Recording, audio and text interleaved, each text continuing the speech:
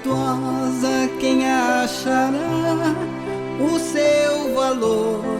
Excede o de finas joias, o coração do seu marido confia nela. Amada irmã, querido ouvinte, bom dia. Graças ao Senhor, estamos aqui para desfrutar da palavra juntinhas. E o programa Mães Amorosas inicia com provérbios, palavras de sabedoria.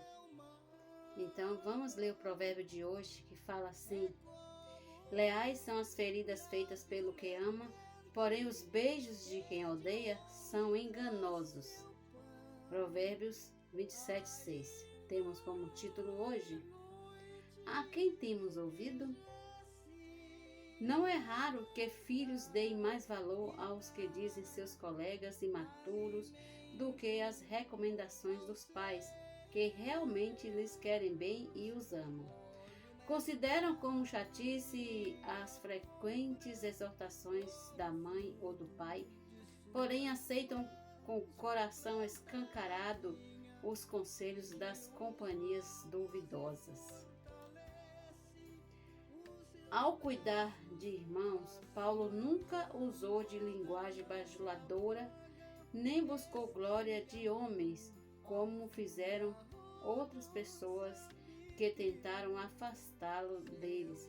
Antes estava pronto a oferecer-lhes a própria vida. 1 Tessalonicenses, capítulo 2, versículos 5 e 12. Ele foi como uma mãe amorosa e como um pai que exorta e admoesta. Hoje também temos irmãos que nos são como pais, porém, a quem temos ouvido? Aos irmãos que realmente velam pela nossa alma e dão a vida por nós, como quem deve prestar conta com Deus? Ou a outras pessoas? Hebreus 13:17. Devemos valorizar e honrar os irmãos que nos guiam e exortam como pais e a seus filhos, mesmo que a orientação deles seja, no primeiro momento, dolorosa como ferida, pois com certeza será melhor do que os beijos daqueles que não desejam nosso bem. Que conselho maravilhoso. Amém? Até amanhã com mais provérbios, palavras de sabedoria. Fiquem na paz que vem do nosso Senhor Jesus. Bom dia. Alimento diário.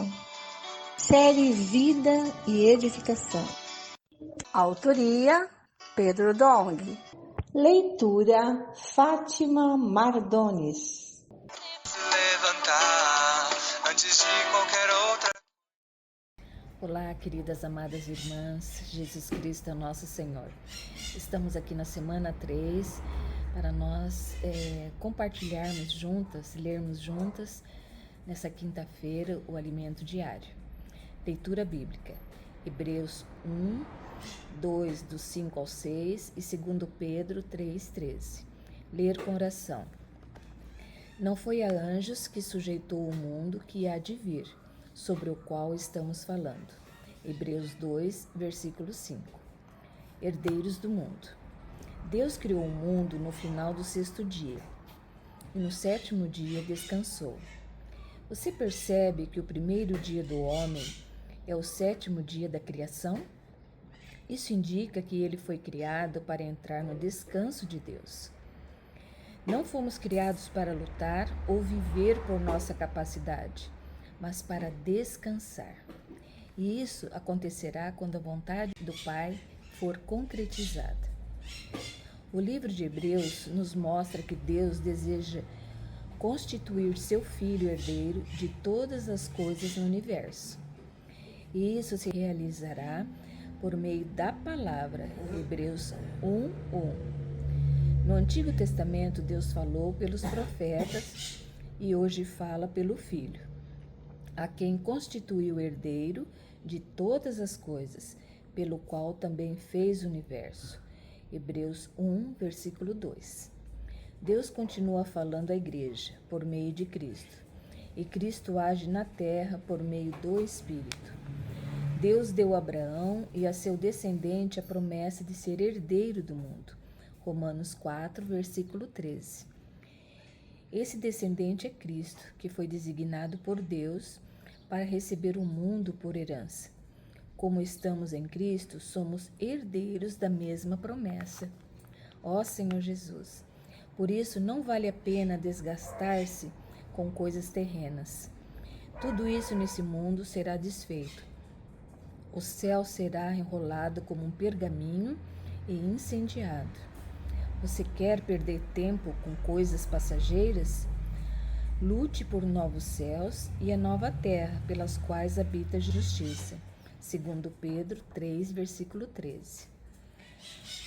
No primeiro capítulo de Hebreus, lemos: Ele, que é o resplendor da glória e a expressão exata do seu ser, sustentando todas as coisas pela palavra do seu poder.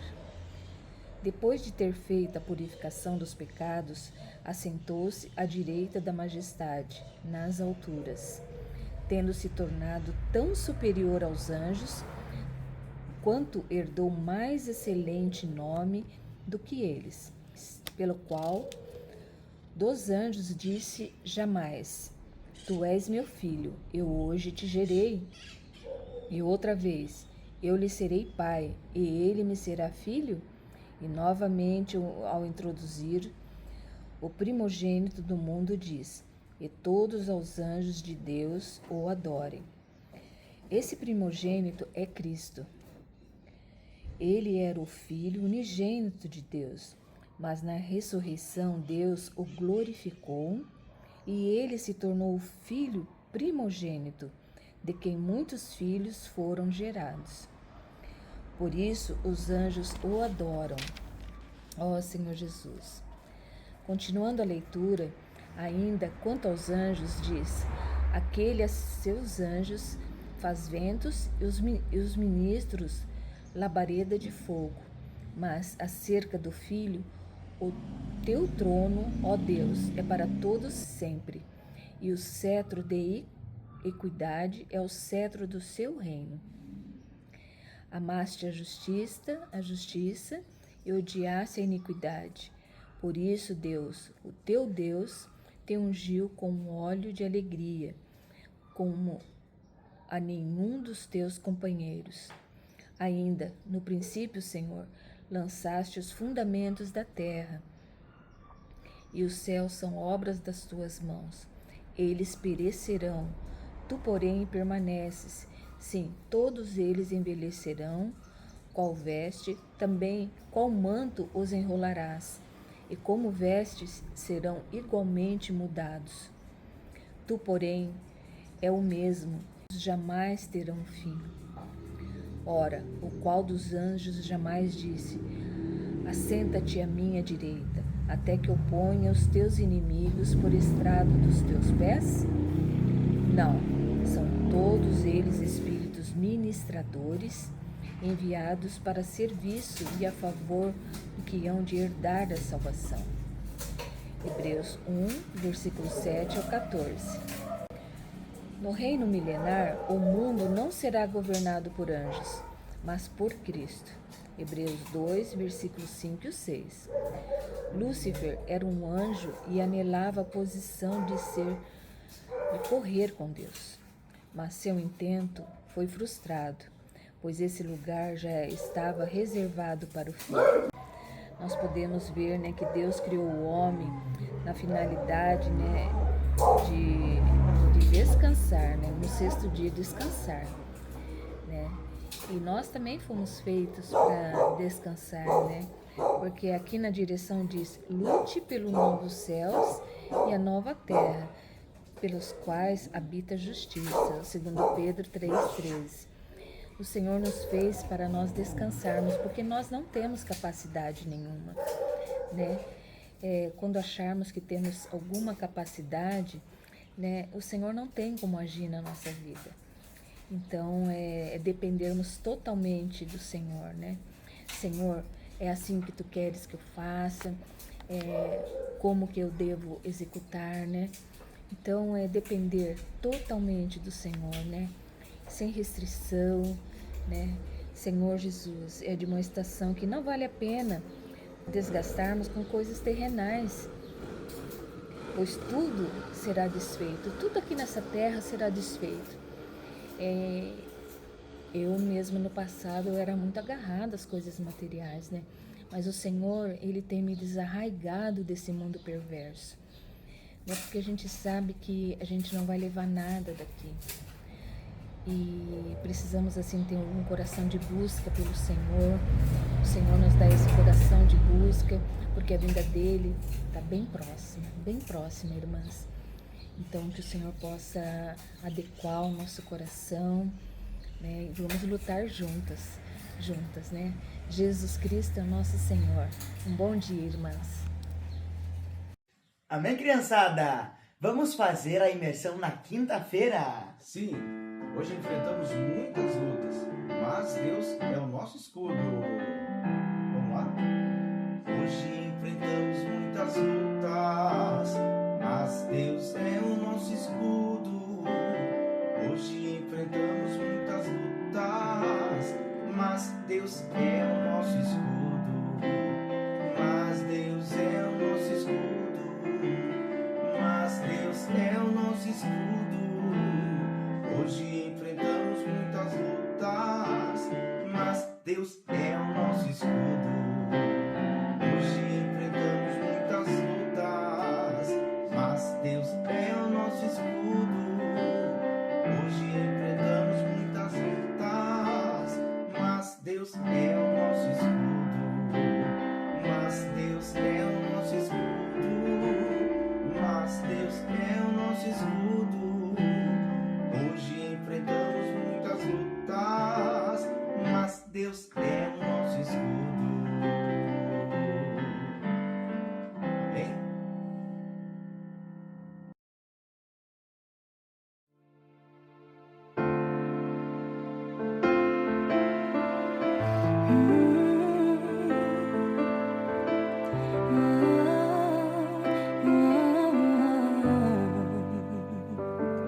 Tua sã palavra chove sobre mim. Bom dia, amadas irmãs. Estamos começando mais uma leitura bíblica nesta quinta-feira. Hoje, dia 6 de novembro de 2025. Eu peço a vocês que abram sua Bíblia junto comigo e vamos lendo, e à medida que a gente for lendo, eu vou incluindo as notas, porque é bastante interessante a nossa porção de hoje, tá certo? Então vamos orar ao nosso Deus, que o Senhor nos dê sabedoria, entendimento, luz, né? Ó Senhor Jesus, amém! Senhor Jesus, nós te agradecemos porque estamos aqui já. Nós somos os trabalhadores da última hora. O Senhor tem falado conosco através da tua palavra. O Senhor continua, Senhor, falando conosco. Estamos aqui, somos as suas trabalhadoras, as suas mensageiras. Estamos dispostas a dedicar nosso tempo ao Senhor nesses tempos finais. Senhor, não queremos estar nos apegados a tantas coisas terrenais, mas queremos nos consagrar mais a Ti, estar mais próximo dos irmãos, mais na comunhão, mais no desfrute, servindo ao Senhor com alegria, com disposição, com reverência, porque o Senhor, quando vier, vai buscar os trabalhadores fiéis, aqueles que estão servindo no Espírito. Então, nós possamos ganhar, Senhor, cada dia experiências fortes com o Senhor, de estarmos no nosso espírito, tendo a revelação da Tua Palavra e também praticando, Senhor, com toda a diligência. Aleluia! Senhor Jesus, obrigado pela palavra profética que o Senhor tem dispensado a nós, e nós estamos aqui usando todas as ferramentas que o Senhor deu para nós, para edificar a igreja, graças a Deus. Amém! Nós já fizemos a transcrição hoje, né? Fizemos a imersão, fizemos a leitura do alimento diário aqui, já lemos os provérbios e agora vamos iniciar a nossa leitura bíblica de hoje. E ainda temos o nosso livro, Servas Diligentes, com a irmã Taíca, para encerrar a nossa programação de hoje. Vamos lá, gente? Vamos lá, então? Abra sua Bíblia junto comigo. Vamos lá. Ezequiel, capítulo 14, nós vamos ler do versículo 1 até o capítulo 16, versículo 43, tá? Hoje nós vamos ver o castigo dos idólatras, capítulo 14, versículo 1. Então, alguns dos anciãos de Israel vieram e assentaram-se diante de mim. A palavra do Senhor veio a mim, dizendo: Filho do homem, estes homens levantaram ídolos dentro de seu coração e puseram diante de si o tropeço que os leva a cair em iniquidade. Será que eu deveria permitir que eles me consultassem? Portanto, fale com eles e diga-lhes: assim diz o Senhor Deus: qualquer homem da casa de Israel que levantar ídolos dentro do seu coração e puser diante de si tropeço que o leva a cair em iniquidade, e que depois vier consultar um profeta, eu, o Senhor, lhe responderei segundo a multidão dos seus ídolos. Farei isso para que eu possa conquistar novamente a casa de Israel no seu próprio coração, porque todos se afastaram de mim para seguirem os seus ídolos. Portanto, diga à casa de Israel: assim diz o Senhor Deus: convertam-se e afastem-se dos seus ídolos. Desviem o rosto de todas as suas abominações, porque qualquer homem da casa de Israel ou dos estrangeiros que moram em Israel, que se afastar de mim, que levantar ídolos dentro do seu coração, e que depois vier consultar um profeta para me consultar por meio dele, a esse eu, o Senhor, responderei por mim mesmo. Voltarei o rosto contra o tal homem. Farei dele um sinal e um provérbio e o eliminarei do meio do meu povo. E vocês saberão que eu sou o Senhor. Se o profeta for enganado e falar alguma coisa, fui eu, o Senhor, que enganei esse profeta. Estenderei a mão contra ele e o eliminarei do meio do meu povo de Israel. Ambos levarão sobre si a sua iniquidade. A iniquidade daquele que consulta será como a do profeta, para que a casa de Israel não se desvie mais de mim, nem mais se contamine com todas as suas transgressões. Eles serão o meu povo e eu serei o seu Deus, diz o Senhor Deus. Então, vamos para as notas.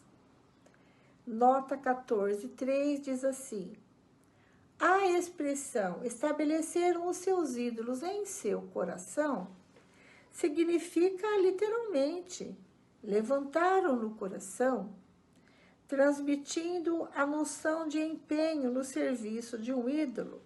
Esta palavra para ídolos foi usada nos capítulos 6, nos versículos 4, 6 e 13.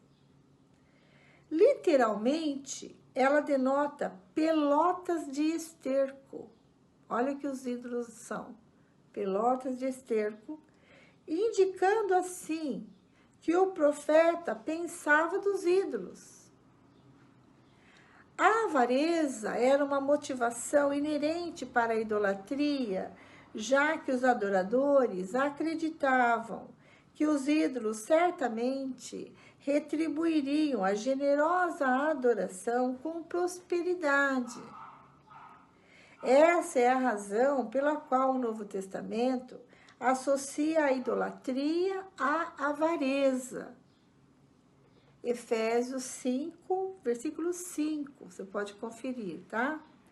Enquanto a idolatria em Jerusalém era manifestada abertamente, a idolatria praticada pelos exilados hebreus na Babilônia era mais sutil, como revelada pelas convicções do coração do povo. Ó Senhor Jesus! Então, algo muito sério essa questão de idolatria. As pessoas avarentas, né? Ou seja, aquelas que queriam ganhar mais, então o que elas faziam? Elas ofertavam para os ídolos, acreditando que eles iriam trazer prosperidade, ou seja, devolver aquele ato de adoração, né? Com dinheiro, com prosperidade. Então, eles faziam com segundas intenções, com interesse, né? Para benefício próprio. Mas esses ídolos estavam no seu coração. Nota 14:4. A resposta do julgamento de Deus contra aqueles que adoravam ídolos era para o próprio bem deles, para que o seu povo não continuasse separado dele. Porque adorar ídolos é pecado, e os pecados nos afastam de Deus. Então, ir consultar Deus e guardar os ídolos no coração, o Senhor não aceitaria isso, certo?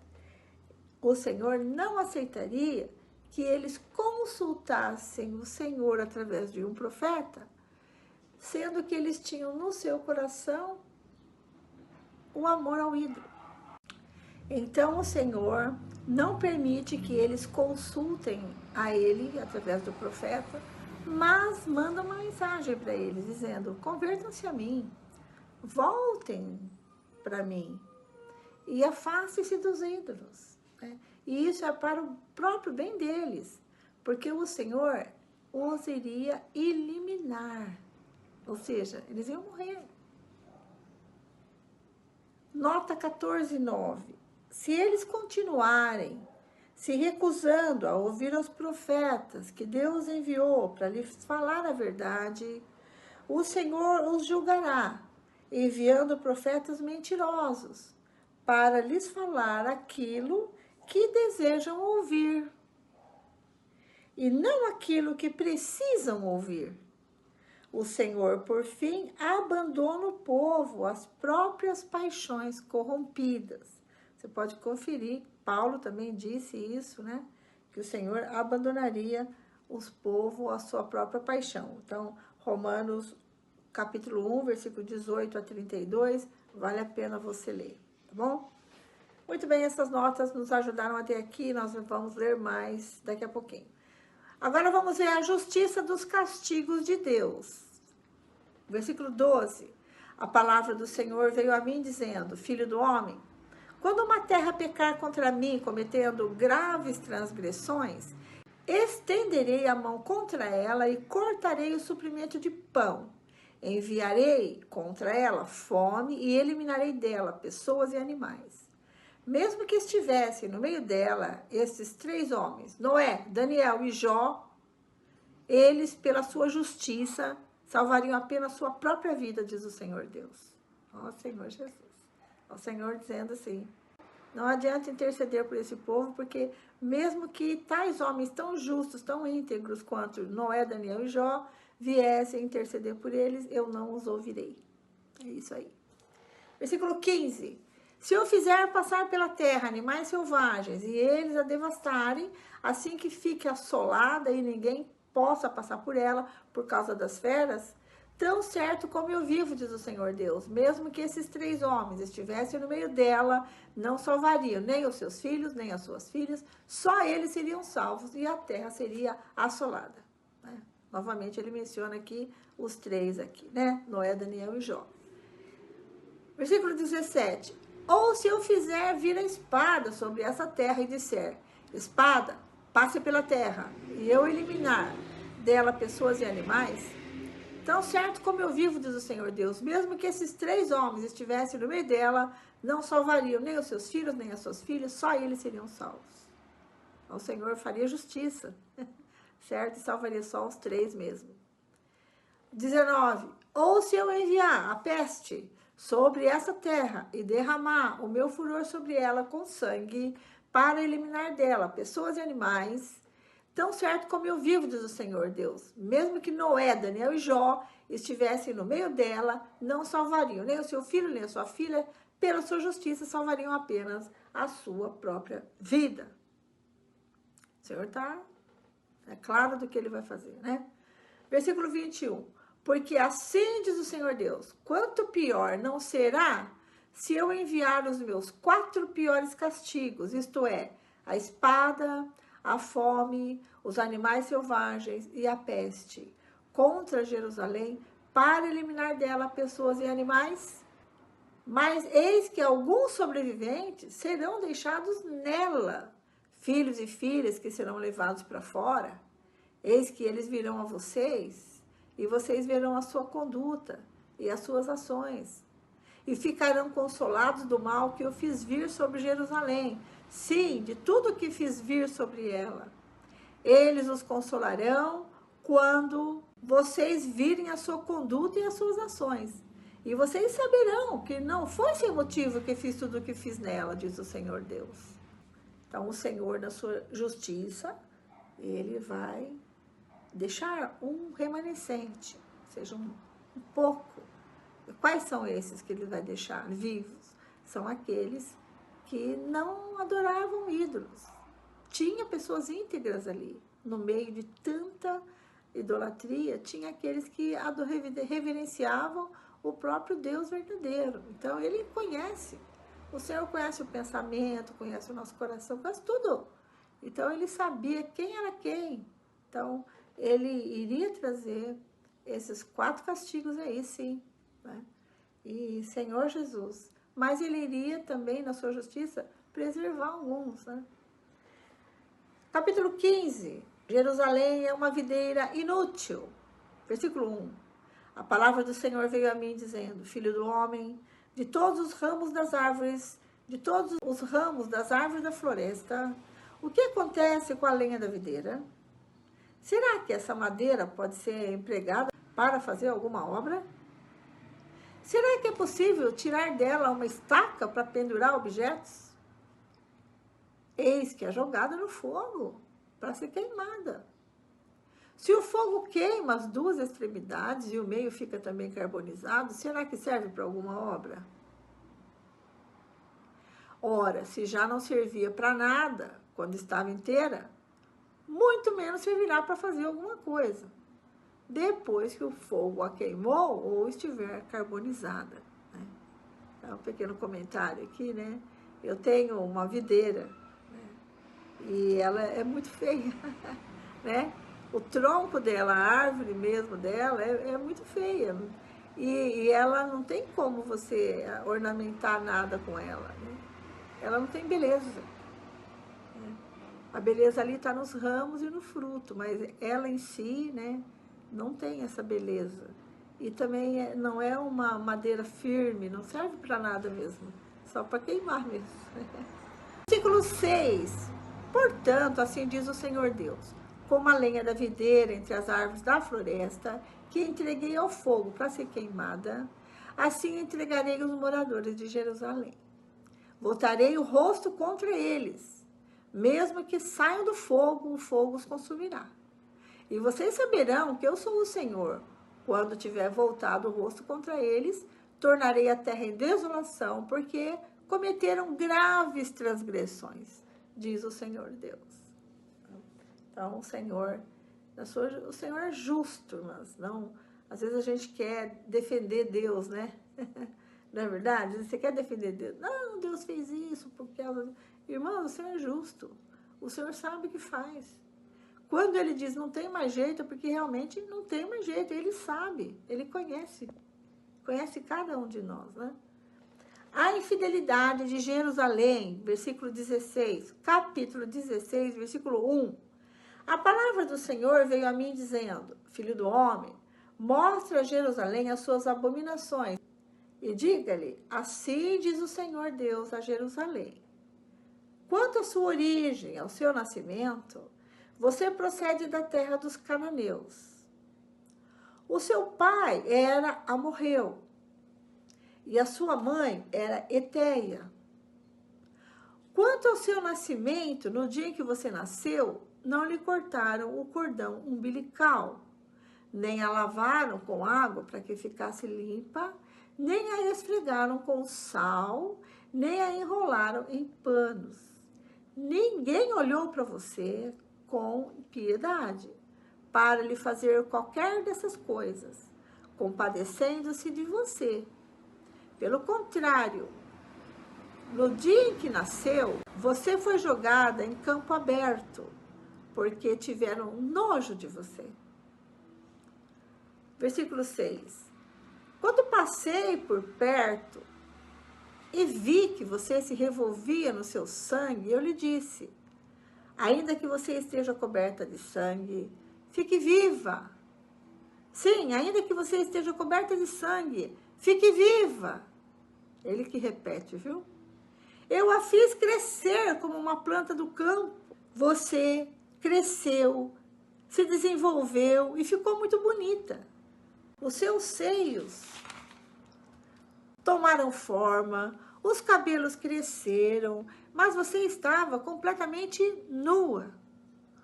Quando passei de novo por perto e olhei para você, eis que você tinha chegado à idade do amor. Estendi sobre você as abas do meu manto, cobri sua nudez. Fiz um juramento e entrei em aliança com você, diz o Senhor Deus, e você passou a ser minha. Então eu lavei com água, limpei o sangue que a cobria e a ungi com óleo. Também a vesti com roupas bordadas e lhe dei sandálias, feitas com couro da melhor qualidade. E a cingi de linho fino e a cobri de seda. Também a enfeitei com joias, braceletes nas mãos e um colar no pescoço. Coloquei um pendente em seu nariz, brincos nas orelhas e uma linda coroa na cabeça. Assim você foi enfeitada com ouro e prata. As suas roupas eram de linho fino, de seda e de bordados. Você se alimentou da melhor farinha, de mel e azeite. Você era muito bonita e chegou a ser rainha. A sua fama correu entre as nações por causa da sua beleza, pois você era perfeita por causa do meu esplendor que eu tinha posto sobre você, diz o Senhor Deus. Mas você confiou em sua beleza e a sua fama fez com que você se prostituísse. E você se ofereceu a todos que passavam para ser deles. Você pegou algumas de suas roupas e fez para si lugares altos, enfeitados de diversas cores, nos quais você se prostituiu. Nunca antes tinha acontecido algo assim e jamais voltará a acontecer.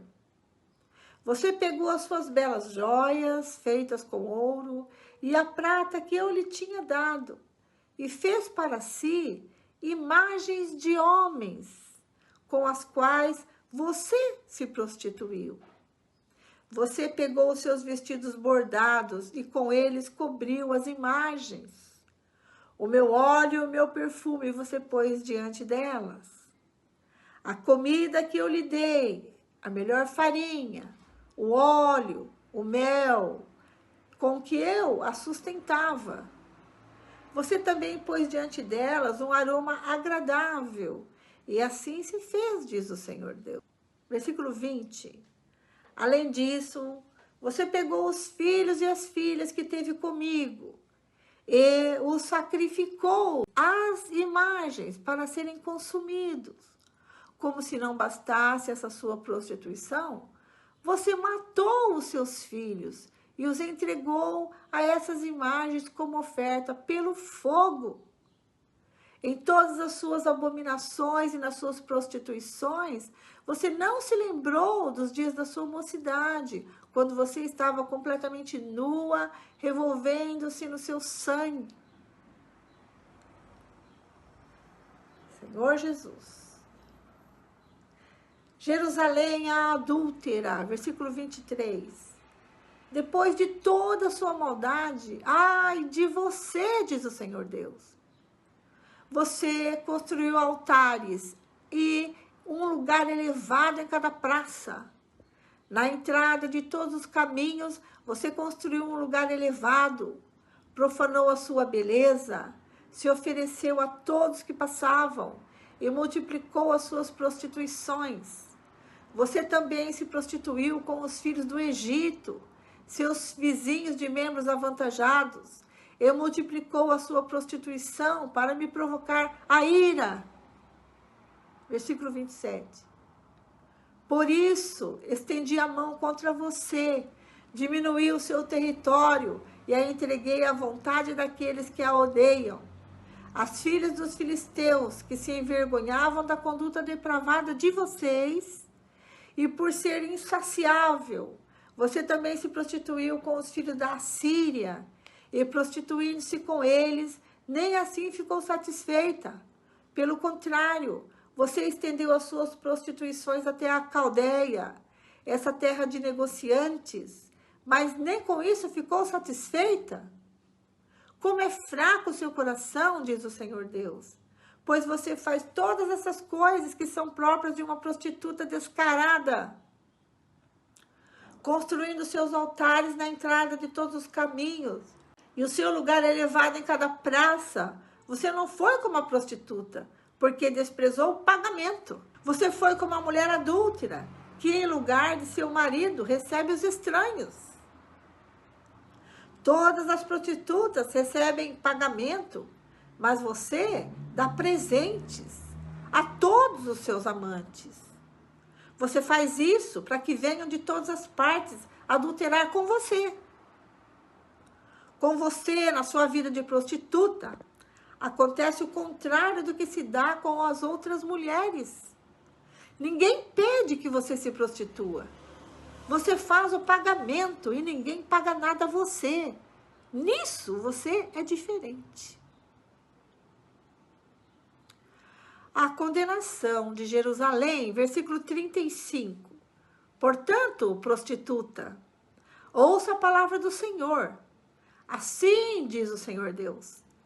Por você ter derramado o seu dinheiro e deixado à mostra a sua nudez nas suas prostituições com os seus amantes, por causa também de todos os seus ídolos abomináveis e do sangue de seus filhos que você ofereceu a esses ídolos, eis que reunirei todos os amantes que você quis agradar, tantos que você amava como todos que você odiava.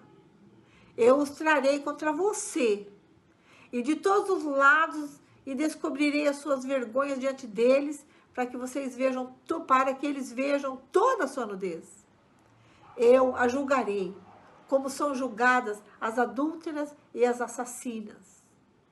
Farei com que você seja vítima de furor e de ciúme. Vou entregá-las nas mãos deles, e eles derrubarão os seus altares e lugares elevados. Vão despir você, levar as suas belas joias, e a deixarão completamente nua.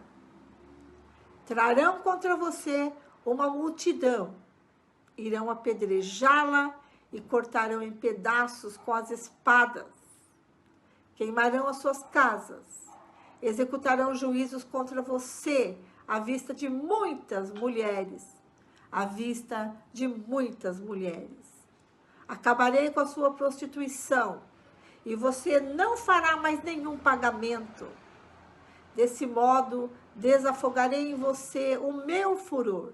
Deixarei de ter ciúmes de você. Estarei calmo e não ficarei mais irado. Visto que você não se lembrou dos dias da sua mocidade e me provocou a ira com todas essas coisas, eis que também eu farei recair sobre a sua cabeça o castigo que os seus atos merecem, diz o Senhor Deus. Não é fato que a todas as suas obras abomináveis você acrescentou essa depravação? Uau! O Senhor, muito irado, aqui expõe completamente a nudez, de Jerusalém. Eu não ouso fazer comentários meus Eu vou pedir ajuda aqui para as notas da King James, tá bom? Vamos lá. Nota 14. Algumas pessoas de Judá devem ter imaginado que o julgamento iminente sobre Jerusalém podia ser desviado. No caso de se encontrar algum justo, ou alguns justos bem conhecidos. Então ele cita Noé, Daniel e Jó. O Daniel bíblico foi exilado para a Babilônia no ano 605 a.C. Ele teria tido tempo para estabelecer uma reputação de homem sábio e justo por ocasião do ministério de Ezequiel. Daniel era bem conhecido por sua retidão. Referência para você, Daniel 1, 17 a 21. Todos esses homens, Daniel, Noé e Jó, foram reconhecidos por seu justo procedimento no meio de gerações corrompidas e prevaleceram em situações difíceis em virtude da sua retidão. A referência de Ezequiel faz a esses homens, assegura que a responsabilidade moral ela não é transferível, ela é individual, certo? Poxa, que luz aqui, irmãs. Nós vamos responder diante de Deus individualmente. Cada um de nós vai dar conta de tudo que nós fizermos, certo? De tudo que nós fizermos.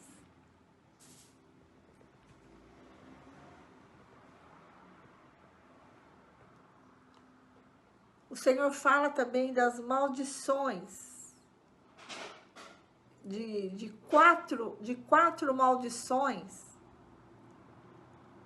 Os animais selvagens, né? A espada, a fome e a peste.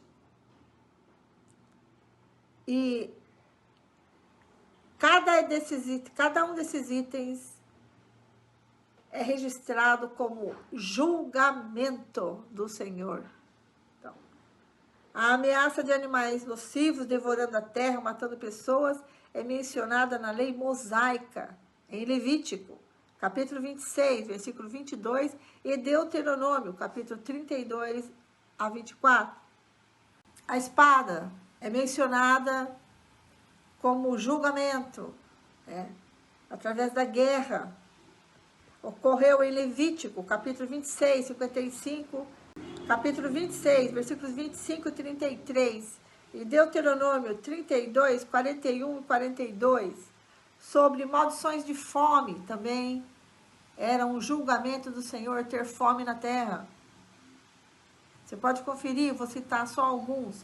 Levítico, capítulo 26, versículo 26, 29 e 45. E a peste. As maldições de doença ou peste também é julgamento de Deus. Em Levítico, capítulo 26, versículo 14. Em Deuteronômio, capítulo 21, 22. Então, essas 4 maldições também são mencionadas aqui em Ezequiel 5.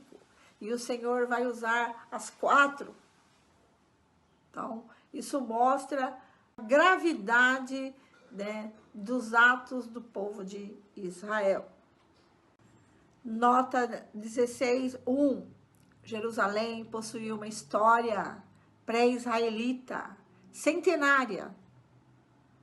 E a cidade resistiu à conquista israelita nos dias de Josué.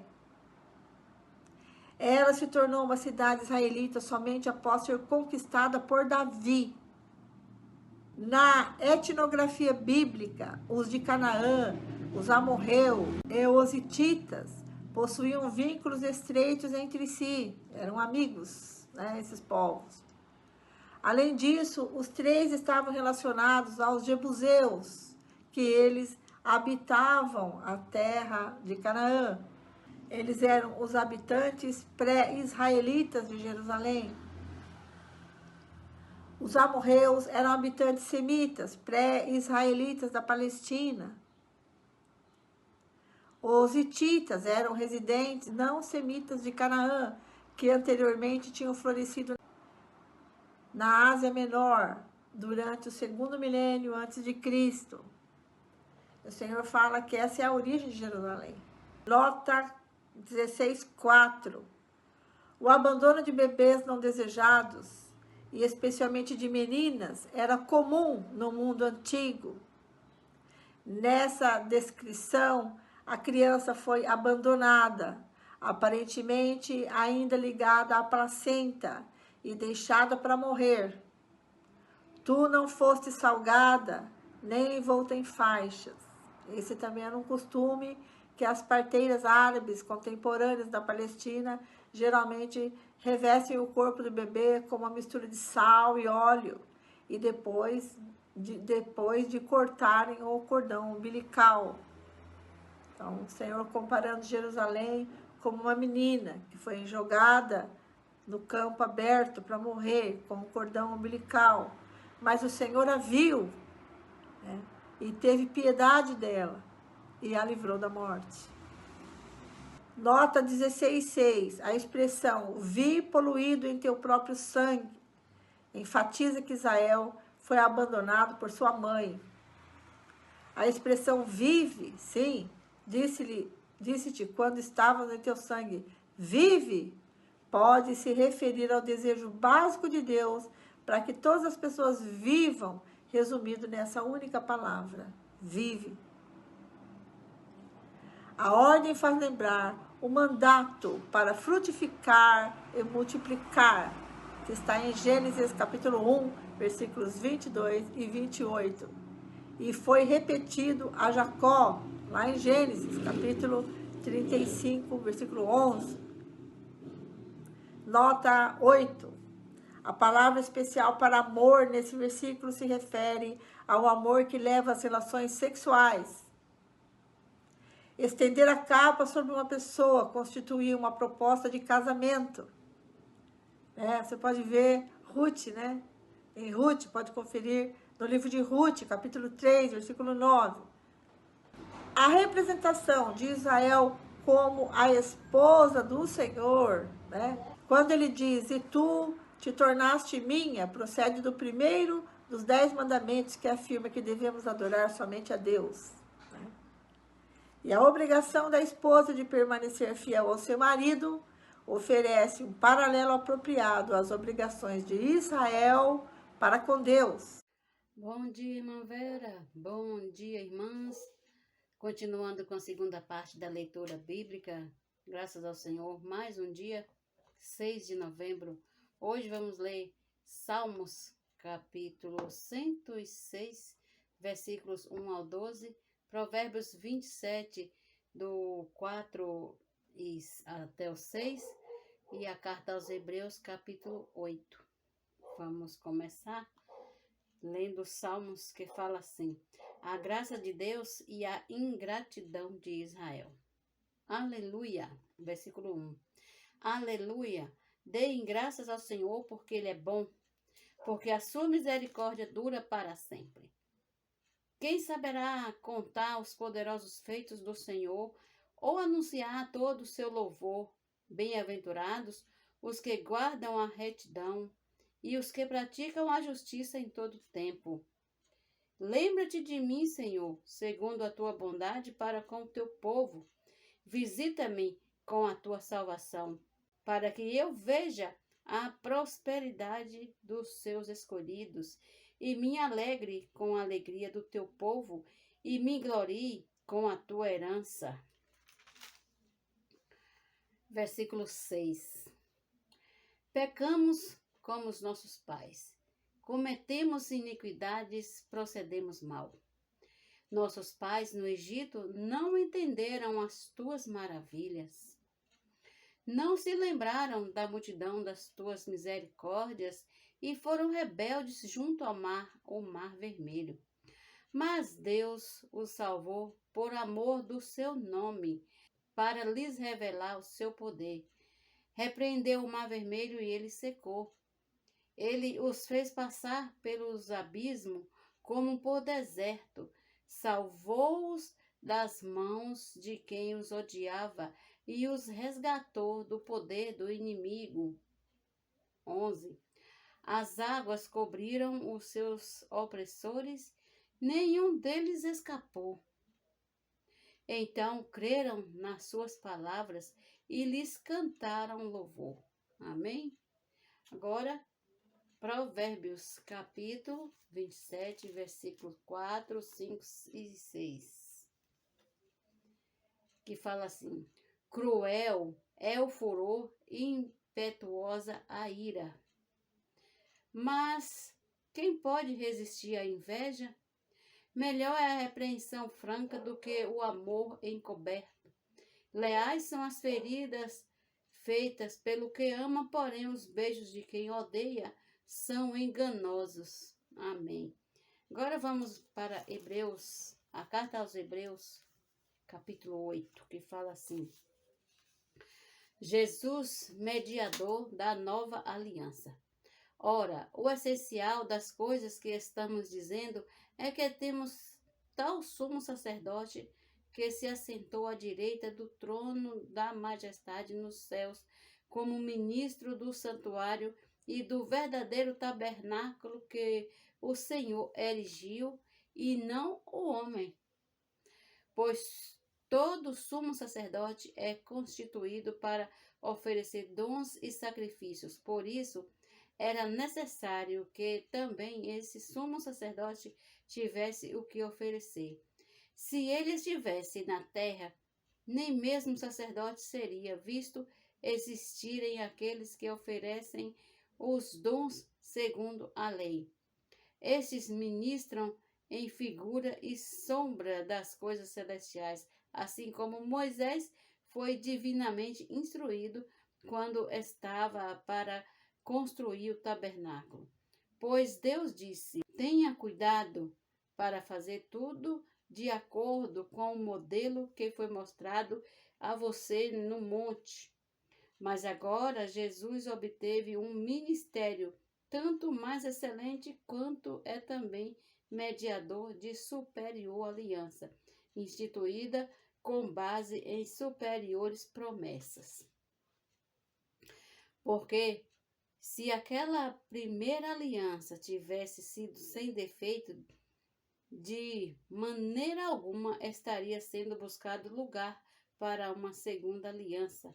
E de fato, repreendendo-os, disse: eis aí vem dias, diz o Senhor, e firmarei a nova aliança com a casa de Israel e com a casa de Judá, não segundo a aliança que fiz com os seus pais, no dia em que os tornarei pela mão, para os tirar da terra do Egito.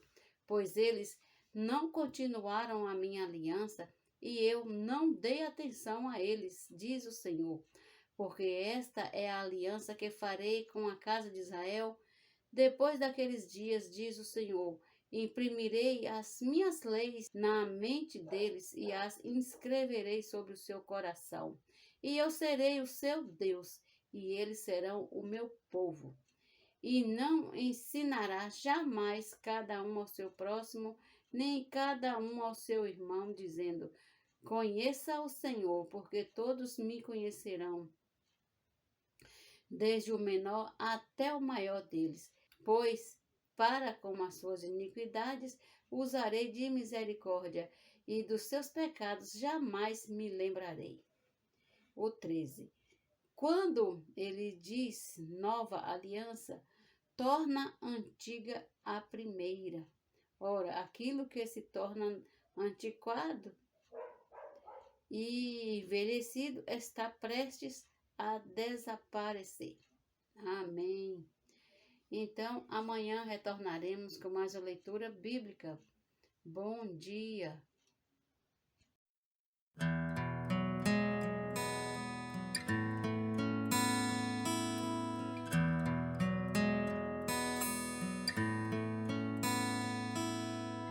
Senhor do ramo infértil, já traçaste a sina, cortado e seco, entregue ao fogo que não fina. Mas ramo não produz o fruto de si mesmo, também jamais prospera se viver a esmo. da seiva o ramo vem, só pode vir de ti, pois se ele não dá fruto, falo, produze.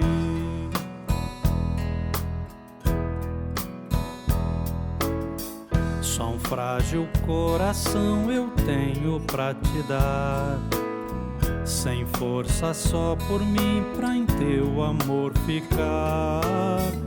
Ó Deus, um fraco amor é tudo que eu consigo, mas meu maior desejo é sempre estar contigo.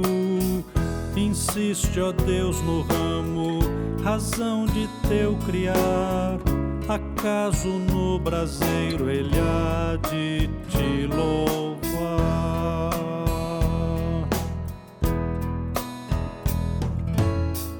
Insiste hoje comigo, ó Deus, não lances fora, de ti não me permitas afastar agora, e dá-me então, Senhor, cumprir a minha sorte.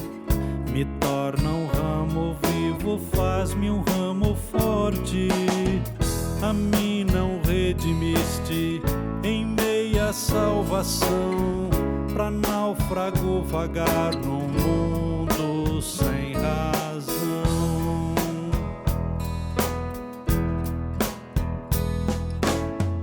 E assim no meu viver eu cumpro apenas isto, que eu honre sempre ao Pai permanecendo em Cristo. De mim vem te apossar porque te deste a mim amor primeiro, amor maior, amor sem fim. Ou tem sentido a vide se ao ramo se extinguir, e o que é tua completude se eu não estou em ti?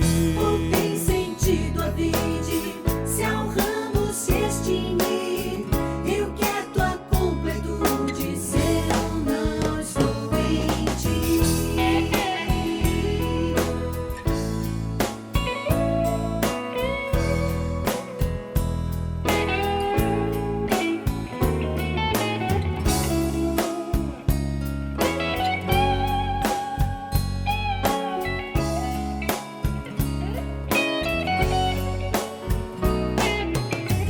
Da seiva o ramo vem, só pode vir de ti, pois se ele não dá fruto, falo, produze. Insiste, ó Deus, no ramo, razão de teu criar, acaso no braseiro ele há de te louvar. A mim não redimiste em meia salvação, pra náufrago vagar no mundo sem razão. Ou tem sentido a vide se ao ramo se extinguir,